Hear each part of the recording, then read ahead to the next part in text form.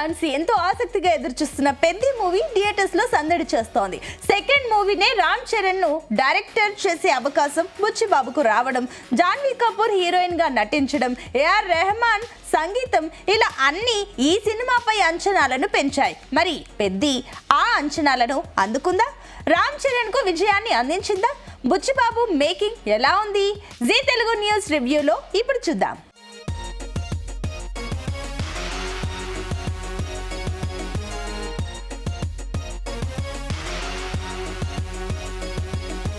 విజయనగరం జిల్లాలోని కొండ కింద ఉండే ఊరు అది. వందల మంది జీవనం సాగిస్తున్నారు. ప్రభుత్వ రికార్డుల్లో ఆ ఊరికి గుర్తింపు అన్నదే ఉండదు. అందుకే ఆ ఊరు అన్నా, అక్కడి నుంచి వచ్చిన మనుషులన్నా అందరికీ చిన్న చూపు. ఆ ఊళ్ళో పుట్టి పెరిగిన వాడే పెద్ది. రోజు విజయనగరం వెళ్ళి కూలి పనులు చేసుకుంటూ ఉంటాడు. పేరుకి కూలి అయినా క్రికెట్లో మాత్రం రాటుదేలిన ఆటగాడు. అందుకే విజయనగరం బొబ్బిలి క్రికెట్ జట్లు వేలంలో పెద్దిని కొనేందుకు పోటీ పడుతూ ఉంటాయి. 6 బంతులకు 6 సిక్సర్లు కొట్టగలిగిన మొనగాడైన పెద్దిని అంతా ఆటకూలి అని పిలుస్తూ ఉంటారు. అలాంటి ఆటగాడు క్రికెట్ ని వదిలి కుస్తీ క్రీడాకారుడిగా ఎందుకు మారాల్సి వచ్చింది? కొండ కింద ఊరు, అక్కడి మనుషుల కోసం పెద్ది చేసిన పోరాటంలో అతను ఏం కోల్పోయాడు, ఏం సాధించాడనేది మూవీ స్టోరీ.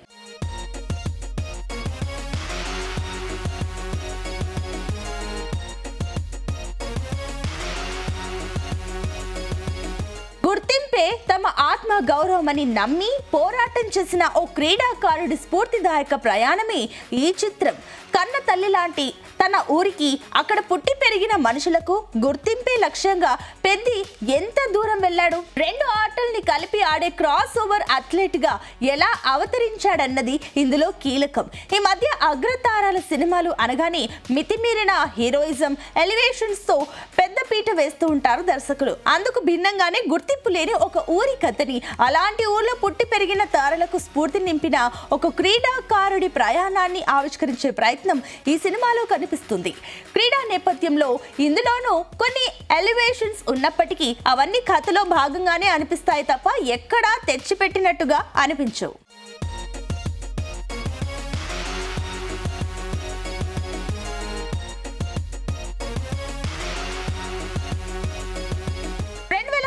ఒలింపిక్స్ క్రీడలు ముగింపు తర్వాత నుంచి ఈ కథ మొదలవుతుంది. కోల్కతా నుంచి విజయనగరం మీదుగా కొండ కింద ఊరికి ప్రయాణం చేస్తుంది. లోయలు, జలపాతాలు దాటి మరీ వెళ్లాల్సిన ఆ ఊరిని పరిచయం చేసిన తీరే కాస్త సినిమాటిక్ గా అనిపిస్తుంది. అటు కూలీగా పెద్ది పరిచయంతో అసలు సిసలు సందడి మొదలవుతుంది. అతడు ఆడే క్రికెట్ సినిమాకి ప్రధాన ఆకర్షణ. క్రికెట్ చరిత్రలోనే లేని సరికొత్త షాట్స్ ఆడుతూ రక్తి కట్టిస్తాడు.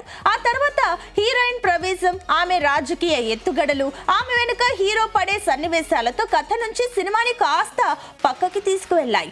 ఇక అప్పల సూరి చుట్టూ అల్లిన సన్నివేశాలతో కథలోని అసలైన సంఘర్షణ ఆవిష్కృతం అవుతుంది. భావోద్వేగాలకు కావలసిన బలమైన పునాదిని ఆ సన్నివేశాలతోనే వేశాడు దర్శకుడు. ఇక విరామానికి ముందు వచ్చే 2 బలమైన ఘట్టాలు సినిమాని మరో స్థాయికి తీసుకువెళ్తాయి. అటు ఆట మారిన తీరు చాలా సహజంగా కుదిరింది. విరామం తర్వాత కుస్తీ నేపథ్యం సన్నివేశాలు సినిమాకి మరింత కీలకం. ఆ పోరాట ఘట్టాల్ని కొరియోగ్రఫీ చేసిన విధానము ప్రత్యేకంగా ఉంది. క్రాస్ ఓవర్ అథ్లెట్ నేపథ్యం గురించి అక్కడ పరిచయం చేయడం, క్రికెట్ ని కుస్తీని కలిపి మైదానంలో హీరో చెలరేగిపోయే తీరు పైసా వసూల్.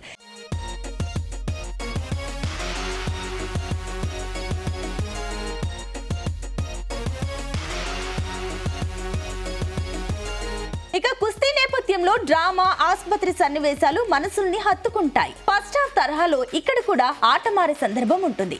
అయితే ఒక ఆట నుంచి మరో ఆటకు మారే టైంలో ఎదురయ్యే సవాలు, సంఘర్షణని ఇక్కడ చూపించేంత సమయం దర్శకుడికి దొరకలేదు. పెద్ది ఏ ఆటనైనా ఇట్టే అందిపుచ్చుకుంటాడని ఒక చిన్న డైలాగ్ తో సరిపెట్టేశారు. ప్రథమార్థంలో ఎక్కువగా కమర్షియల్ హంగులకి ప్రాధాన్యం ఇచ్చిన దర్శకుడు ద్వితీయార్థంలో పూర్తిగా కథపైనే దృష్టి పెట్టాడు. అయితే అయితే ఫస్ట్ హాఫ్ లోని కొన్ని పాత్రలు సెకండ్ హాఫ్ కు వచ్చేసరికి అనూహ్యంగా మారిపోయి కనిపిస్తాయి. దాని వెనుక లాజిక్ ఉండదు. అక్కడక్కడ కొన్ని లోపాలున్న ఇదొక అర్థవంతమైన స్ఫూర్తిదాయకమైన సినిమా. కమర్షియల్ హంగులకు ఏమాత్రం లోటు చేయకుండా ఒక మంచి కథని చెప్పే ప్రయత్నం చేశాడు దర్శకుడు. ఇక తెలుగులో ఈ తరహా ప్రయత్నాలు చాలా అరుదు. ప్రేక్షకులకు కొత్త అనుభూతిని పంచుతుండడంతో ఎలాంటి సందేహం అయితే లేదు.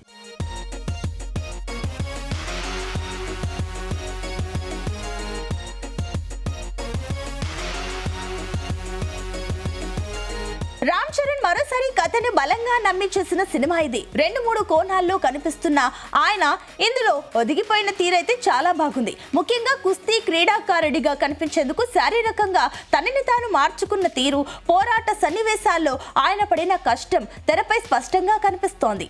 బలమైన అభిమాన గణం ఉన్న ఒక కమర్షియల్ హీరో ఇలాంటి కథని నమ్మి చేయడం అరుదు. మూడో ఆట నేపథ్యంలో సన్నివేశాలు చేయడం రిస్క్ అనుకునే హీరోలే ఎక్కువ. కానీ చరణ్ బలంగా కథను నమ్మారు. జాన్వీ కపూర్ ఈ సినిమాకి అందాన్ని తీసుకొచ్చింది. ఇక ప్రథమార్థంలోనే ఆమె సందడి చికిరి పాటతో ఆకట్టుకుంది. ద్వితీయార్థంలో ఆమె పాత్రకి పెద్దగా ప్రాధాన్యం లేదు. జగపతి బాబు అప్పలసూరి పాత్ర గెటప్ సినిమాకున్న ఆకర్షణల్లో ఒకటి.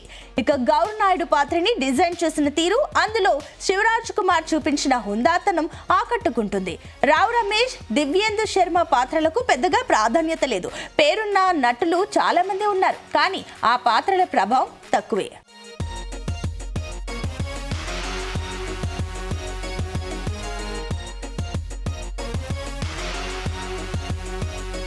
టెక్నికల్ గా సినిమా ఉన్నతంగా ఉంది.